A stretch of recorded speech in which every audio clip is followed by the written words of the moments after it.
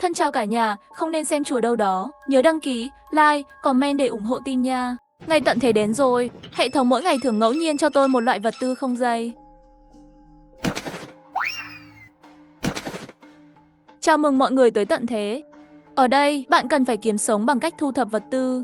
Đồng thời, còn cần đối đầu, người sẽ cướp đi mạng sống của bạn bất cứ lúc nào. Và những con quái vật đột biến, trước mắt xuất hiện một bộ mặt hệ thống. Và ở giữa tầm nhìn của anh ta là chiếc ba lô, cửa sổ giao dịch, kênh trò chuyện, giao diện email. Mở ba lô, bên trong trống rỗng, hệ thống tài nguyên vô hạn của Đinh Đinh bị ràng buộc thành công với máy chủ. Trong ba lô đột nhiên có thêm một hình ảnh nước khoáng. Góc dưới bên phải của nhãn hiệu còn có một dữ liệu không giới hạn. Lấy nước khoáng ra. Chắc chắn rồi, biểu tượng nước khoáng bên trong ba lô không biến mất. Hệ thống này mỗi ngày đều có thể cung cấp cùng một nguồn cung cấp không giới hạn. Hôm nay là nước khoáng. Sau đó mở kênh chat.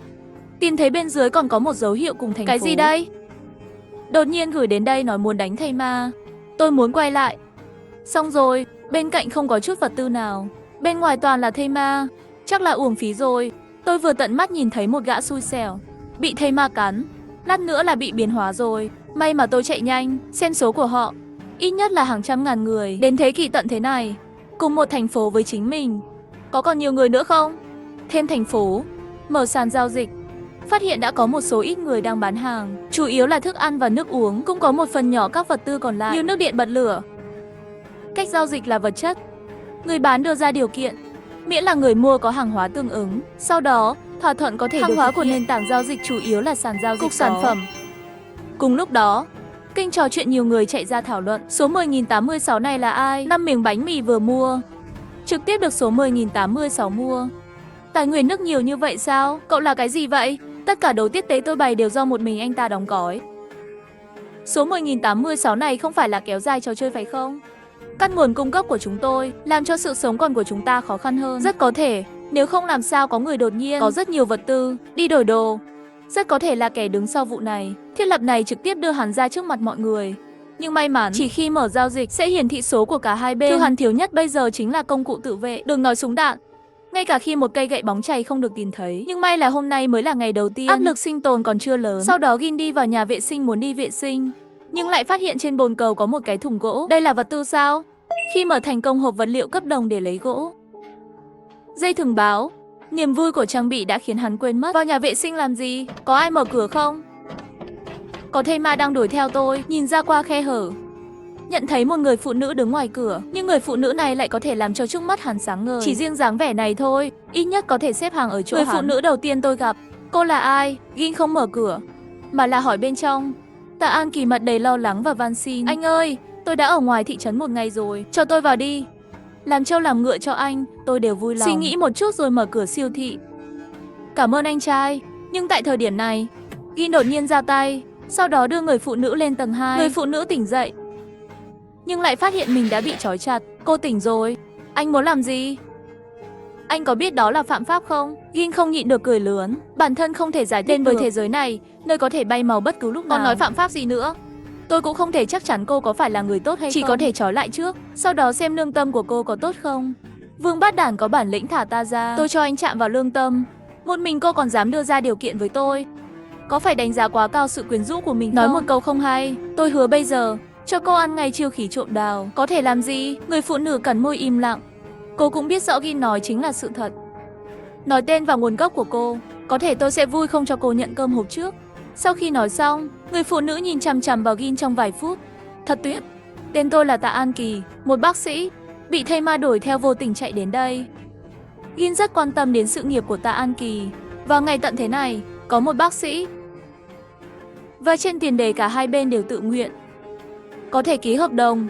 Đừng lo lắng về lòng trung thành. Theo tôi gói đồ ăn cho cô. Sau này là của chúng ta. Để yên tâm, chúng ta phải ký hiệp ước chúc phúc. Cảm ơn. Tạ An Kỳ cũng biết những ưu điểm của nghề nghiệp của mình, lắc đầu từ chối. Gin không vội, liền lén lấy ra một cái xúc xích dăm bông, hết trước mặt Tạ An Kỳ. Vừa rồi quên nói, lương tâm của cô rất lớn. Tạ An Kỳ đỏ mặt, trong lòng muốn cắn chết gã thanh niên đáng ghét này.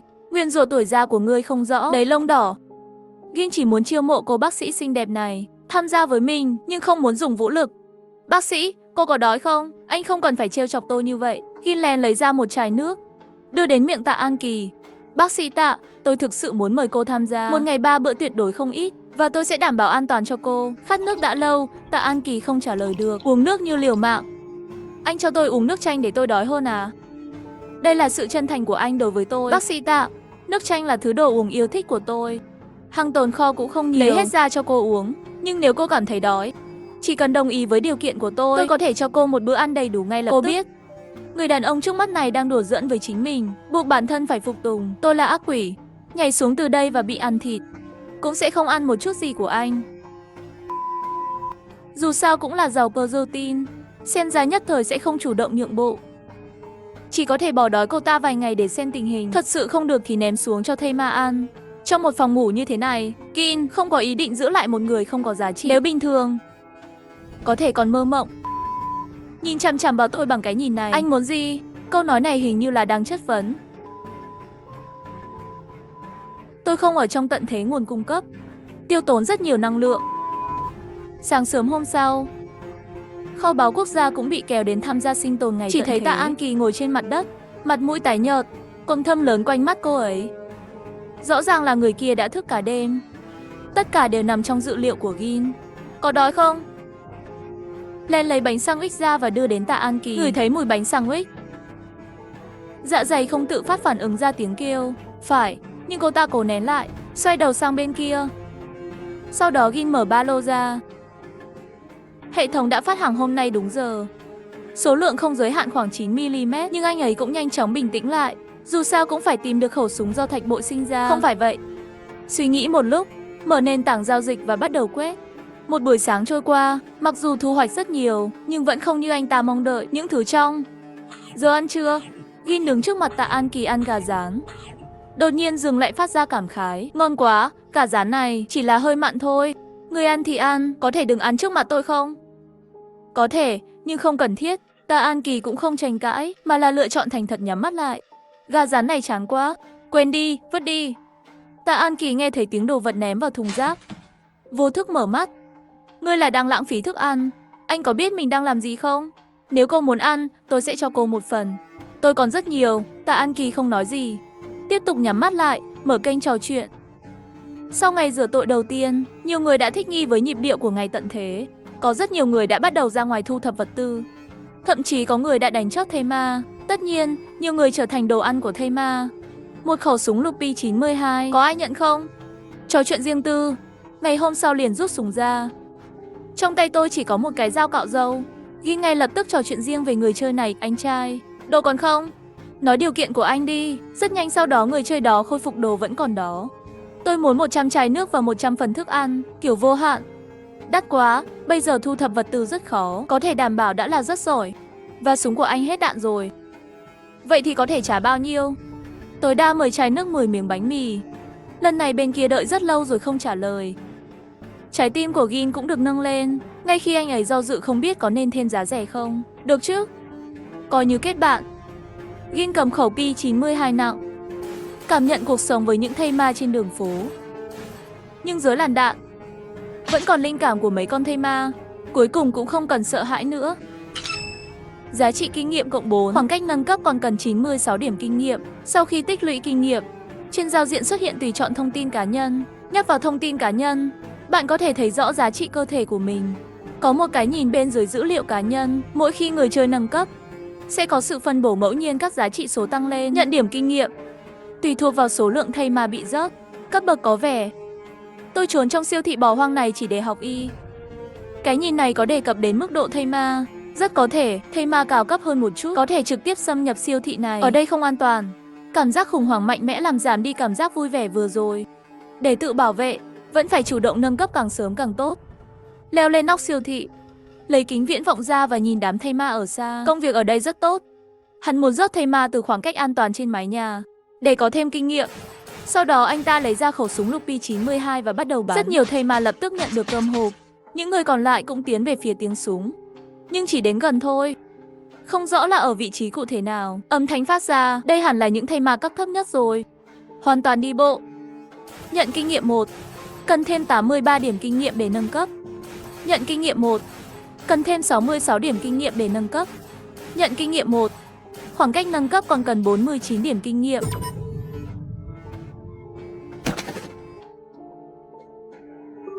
Chúc mừng người chơi nâng cấp.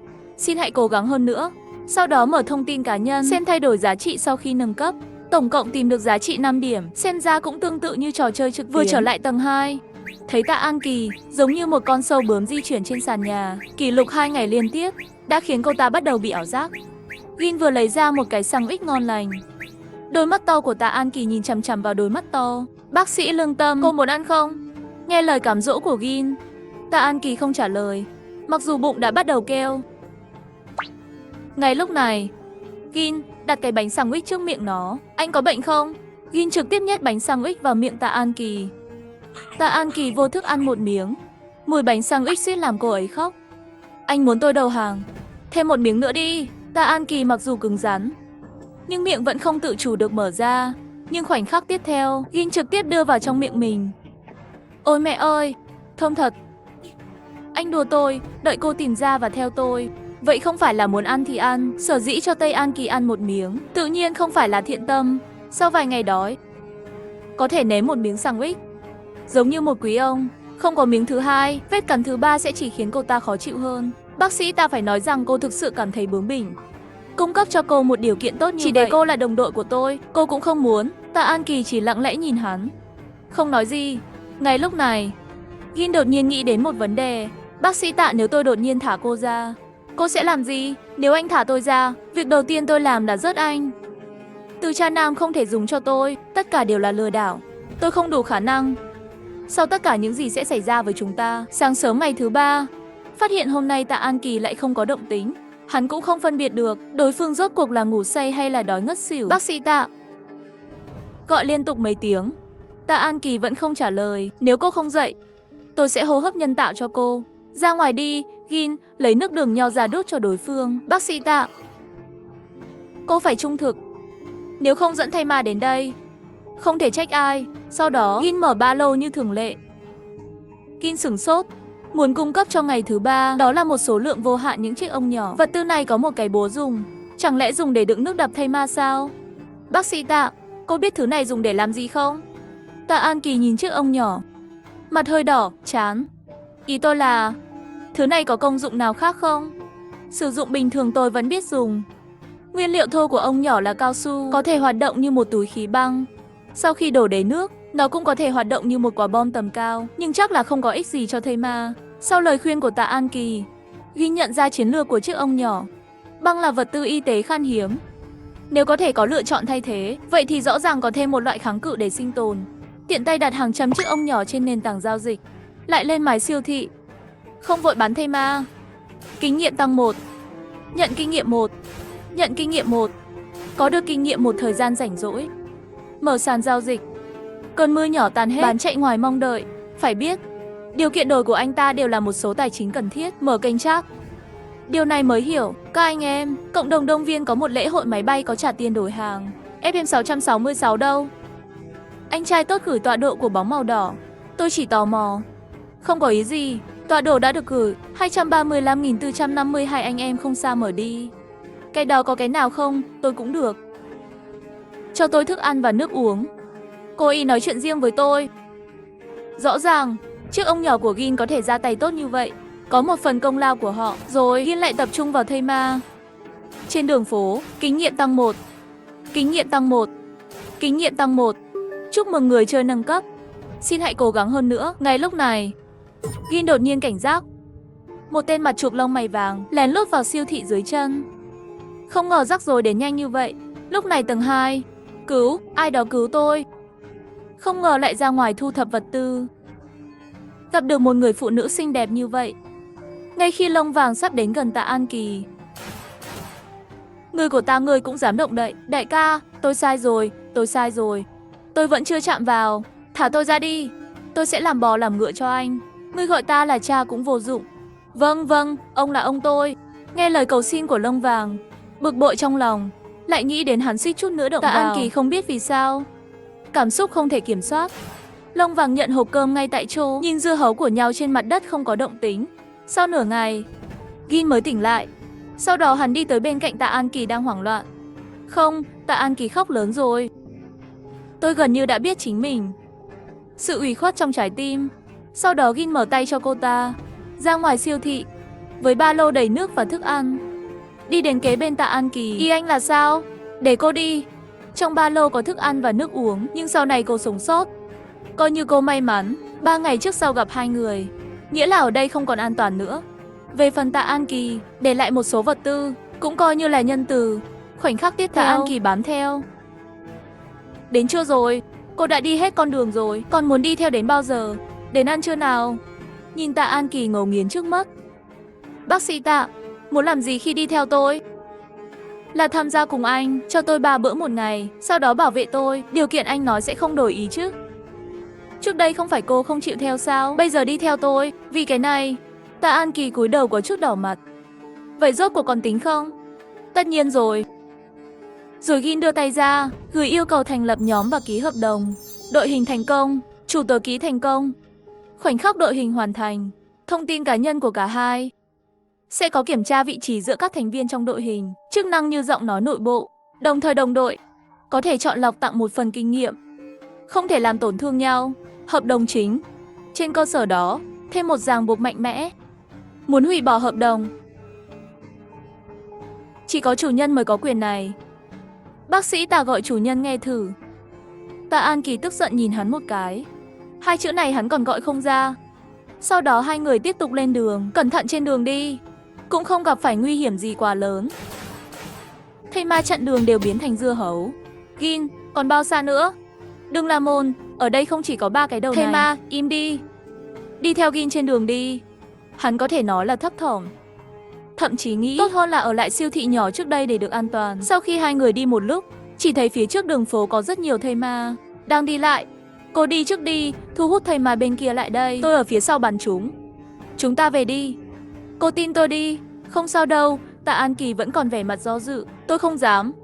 Cô còn không đi thì tôi sẽ không cần cô nữa. Tôi để cô ở đây. Về sau Tạ An Kỳ phụ trách thu hút. Tất cả những gì Gin làm ở phía sau đều là giả vờ. Qua một lúc thây ma ở trước cửa đã bị biến thành dưa hấu. Hai người liền vào cửa hàng. Bác sĩ Tạ, chúng tôi là đồng đội. Không phải tôi mang theo một bình hoa di động. Và tôi là đội trưởng. Lần sau khi tôi bảo cô làm gì đó, cứ làm đi. Đừng bao giờ nói gì sợ hãi như vậy. Tạ An Kỳ sắc mặt có chút không đẹp, nhưng cô ấy biết khi nói sự thật. Xin lỗi, tôi biết rồi. Sau này tôi sẽ ngoan ngoãn. Yên tâm đi, tôi sẽ bảo vệ sự an toàn của cô. Tất nhiên sẽ không nuốt lời. Tôi sẽ để cô đi. Sẽ không để thây ma chạm vào cô. Tạ An Kỳ xin lỗi. Chúng ta nghỉ ngơi chút đi. Sau đó tối nay sẽ qua đêm ở đây. Ngày mai lại xem có thể rời đi được không. Khu phố này, vào ban đêm, những thây ma này sẽ rất năng động. Nhận thức cũng sáng hơn ban ngày. Lúc này đi ra ngoài cho dù không bị phát hiện, dù chỉ là một chút động tĩnh, cũng sẽ thu hút đám thây ma. Chúng ta đang đi đâu vậy? Hôm nay lo lắng suốt chặng đường. Chúng ta tốt hơn là ở lại siêu thị nhỏ trước đây. Vậy siêu thị nhỏ có gì tốt? Không có gì. Ở yên đó. 1 ngày 2 ngày vẫn được. Nếu một ngày nào đó xảy ra thủy triều, vậy hai chúng ta, đến lúc đó chỉ sợ ngay cả cặn bã cũng không còn. Tạ An Kỳ gật đầu. Cô không phải là một phụ nữ ngu ngốc, mặc dù có chút lo lắng so với người đàn ông to lớn này, nhưng anh ấy vẫn rất trách nhiệm. Sáng sớm ngày hôm sau, Gin mong chờ mở ba lô ra. Hôm nay số lượng không giới hạn vật tư hạt cảm lạnh. Đây là vật tư y tế rất thiết thực. Dù sao trong môi trường khắc nghiệt như vậy, cảm lạnh và sốt là chuyện bình thường. Vội vàng đi đến cửa sổ, lấy kính thiên văn ra. Tình hình trên đường rất yên tĩnh. Nhìn qua chỉ có mấy con thây ma. Tôi cũng không giấu cô, lần này tôi định đi ngoại ông. Có một khu biệt thự, mật độ dân số cũng rất nhỏ. Thây ma tự nhiên cũng sẽ không nhiều lắm, ít nhất sẽ tốt hơn siêu thị nhỏ. Mức sống hiện tại không khá hơn nhiều. Được rồi, đừng than vãn nữa. Đi thôi, hai người cẩn thận đi một đường. Đến tối, tìm một nơi an toàn để nghỉ ngơi. Sáng sớm ngày hôm sau, Gin mong đợi mở ba lô ra. Hệ thống, ngươi không phải đang đùa ta chứ? Nhìn vào bông vô hạn mới trong ba lô, mặt đen lại. Ca tân có ích gì? Không thể ăn không thể uống. Chẳng lẽ còn muốn tôi lúc lạnh dùng để bọc mình sao? Sau đó hai người liền tiếp tục đi đến vùng ngoại ông của Gin. Sấm sét, thỉnh thoảng gió thổi, dường như đang báo hiệu thời tiết xấu sắp đến. Hình như sắp mưa rồi. Chúng ta có ông không? Trong môi trường như vậy, nếu chúng ta bị cảm lạnh, hậu quả sẽ không thể tưởng tượng được. Ông thì không. Nếu cô sợ bị cảm lạnh, vậy thì đúng lúc tôi có rất nhiều hạt cảm lạnh ở đây. Tôi không sợ bị cảm lạnh. Tôi chỉ lo lắng sản lượng này của cô bị bệnh. Đến lúc đó còn lại một vú em bên cạnh, chờ bị tiêu diệt. Khi vào khu biệt thự, hai người trốn ở một ngọn núi cách đó không xa. Gin đang cầm kính thiên văn quan sát tình hình khu biệt thự. Tình hình trong khu biệt thự rất tệ phải không? Không sao, chỉ khác với thông tin trước đó. Thây ma ở đây không phải là ít, thậm chí hơi nhiều, nhưng cũng không khó. Chỉ cần một số sắp xếp, nếu khu biệt thự quá nguy hiểm, chúng ta có thể tìm một nơi trú ẩn an toàn khác trước. Chờ sau này trang bị xong rồi mới quay lại. Cô thấy tôi liều lĩnh khi nào? Nói sẽ đưa cô vào biệt thự, tự nhiên sẽ không nói dối cô, nhưng đừng làm rơi dây chuyền của tôi nữa. Thích ứng với sự sống còn của ngày tận thế càng sớm. Cho dù một ngày tôi không còn nữa, cô cũng có thể tự mình sống sót tốt. Đừng nói những lời không may mắn. Tôi cũng biết tôi bị rơi dây chuyền, nhưng tôi thấy thây ma thật sự rất sợ hãi.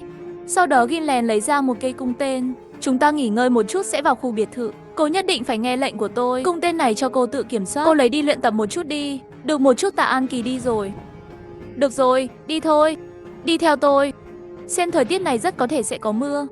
Chúng ta chiến đấu nhanh. Hai người một trước một sau đi một bước.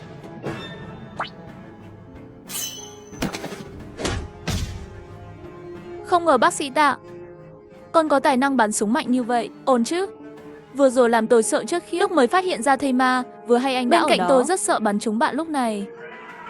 Khu vực ngoại 6 của khu biệt thự mới được nâng cấp. Cột bắn tên sau khi họ xông vào và chiếm một biệt thự. Thây ma không phải là mối đe dọa lớn đối với chúng ta. Không ngờ khu biệt thự cũng có người chơi khác vào, nhưng vừa đủ để họ thu hút sự chú ý của đa số thây ma. Nhiều người trong số họ đang tiến về phía Gin. Gin trực tiếp ném lựu đạn vào giữa bọn thây ma. Ép bên cũng có người chơi. Ngoài ra còn có lựu đạn. Có gì là vậy? Không phải chúng ta cũng có một của lựu đạn sao? Tôi đoán họ chỉ có một. Và Gin hai người này tranh thủ bọn họ đánh nhau với thây ma, chính mình lại lẻn vào khu biệt thự. Kính gửi người chơi phát hiện nơi trú ẩn này hiện đang trong tình trạng vô chủ. Bạn có muốn tiếp quản không? Gin gật đầu. Bác sĩ Tạ, chúng ta có thể ở đây lâu lắm rồi. Cô cũng có thể hiểu đây là ngôi nhà của chúng ta trong thời gian tận thế này. Giang ca, lần này chúng ta tổn thất nặng nề. Anh em chết một nửa. Quan trọng hơn là vật tư chiến đấu của chúng ta đã hết. Tất cả đều đổ lỗi cho thông tin sai. Nói gì về khu biệt thự? Kết quả là chúng tôi vội vàng tấn công từ phía trước. Hầu hết thây ma trong khu biệt thự đều đánh xong cho chúng ta rồi. Cái này của thật là thiếu rồi. Trên bầu trời bỗng nhiên có một tia chớp. Mưa bắt đầu. Lúc này cảnh sát lúc đầu nhìn không tốt. Quý khí vừa rồi tưởng mưa sẽ có nước uống. Lấy một thùng nước. Kết quả cho thấy đó là mưa exit. Không chỉ vậy, đưa tay chạm vào mưa ecoxy còn sẽ bị ăn mòn. Đau quá, tôi vừa mới lấy nước. Nếu một ngày nào đó thực sự không có tài nguyên nước, mưa exit còn ngọt hơn cả nước khoáng. Bây giờ tôi cảm thấy hơi lạnh. Mưa này đến khi nào? Nếu ngày hôm sau tôi có thể chất cóng trong tự nhiên. Căn nhà nhỏ nát này của tôi bị rò rỉ không khí bốn mặt. Tôi cảm thấy mình sắp bị cảm rồi. Mưa exit này rơi xuống, không khí hạ xuống ngay lập tức. Cô có thấy lạnh không? Tạ An Kỳ thật thà gật đầu. Thật vậy. Gin đã được nâng cấp còn có thể cảm thấy một chút lạnh lẽo. Chưa kể Tạ An Kỳ còn chưa nâng cấp, còn là một cô gái yếu đuối. Đang nghĩ xem có nên châm lửa không. Vãi, đây không phải là trùng hợp sao? Số lượng bông không giới hạn của ngày hôm nay. Có thể dùng làm chăn bông. Không thể làm chăn bông quá ấm và bền chắc, nhưng bất ngờ bị nhét đầy bông. Không khó cho Gin. Chờ một chút, tôi sẽ cho cô một trò ảo thuật. Rất nhanh anh ta lấy vải cotton và bông ra. Tạ An Kỳ nhìn bông và vải trên mặt đất, một mặt ngạc nhiên. Gin, tại sao anh lại có bông? Và còn rất nhiều nữa. Tất nhiên là trao đổi trên sàn giao dịch. Bác sĩ Tạ, nếu cô muốn nhanh chóng đắp chăn bông, giúp tôi khâu vải lại. Gin theo tôi có thể dùng không quen. Gin, tôi đã làm xong chăn bông rồi, nhưng chỉ có một phòng. Tối nay chỉ có thể ở chung rồi. Quên đi, tối nay tôi sẽ ở trên ghế sofa. Sao cô lại đỏ mặt thế? Bác sĩ Tạ, Tạ An Kỳ tức giận bỏ đi. Bác sĩ, tâm trí của Gin cũng hoạt động trở lại vào lúc này. Hối hận. Sau đó mở kênh trò chuyện. Tôi không vui thì các người cũng không được vui.